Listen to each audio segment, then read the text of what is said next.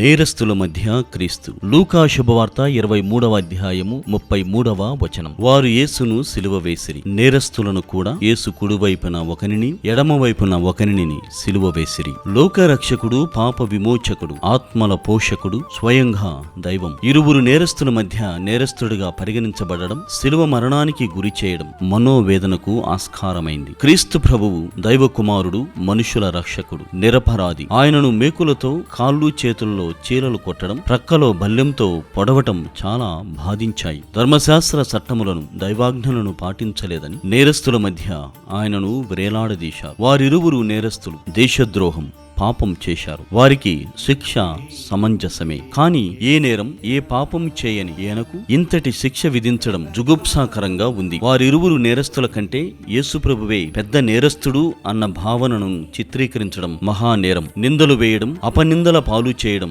ఎంత ఘోరంగా మనుషులను బాధిస్తుందో మనం గుర్తెరగాలి. కుటుంబాల నేపథ్యంలో, బంధువుల బంధములో ఒకరిపై ఒకరు నిందలు వేయడం, ఒక కుటుంబాన్ని, కుటుంబ సభ్యులను పరుషమైన పదజాలముతో వేరుభావం చూపడం ఎక్కువగా కనపడుతోంది. ఆశ్చర్యమేమిటంటే ఈ వేరుభావం అన్నది, దుష్ప్రచారం అన్నది పూర్తిగా ప్రాపంచికం. క్రీస్తు ప్రభువు అన్నట్లు దైవరాజ్యం కోసం తల్లిదండ్రులను, కుటుంబాలను త్యాగం చేసేవారు చాలా తక్కువ. అది మాత్రమే కాకుండా లోకరక్షణ విషయములు మన కుటుంబీకులు ముందుకు వస్తే లేనిపోని మాటలు పడాలి, కష్టాలను ఓర్చుకోవాలి, దేశముగాని దేశాలకు, సంస్కృతులకు పంపబడాలి. కావున జీవిత చరమాంకములో నీవు ఎవరితో శాశ్వతంగా జీవించాలి అనుకుంటున్నావో నిర్ణయించుకోవలసి ఉంది. మీ బిడ్డలను గురువుగా, కన్యస్త్రీగా దేవునికి సమర్పించగలవా?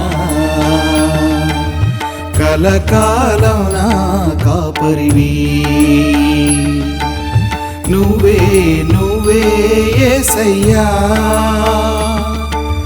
కలకాలం నా ఊపిరివి.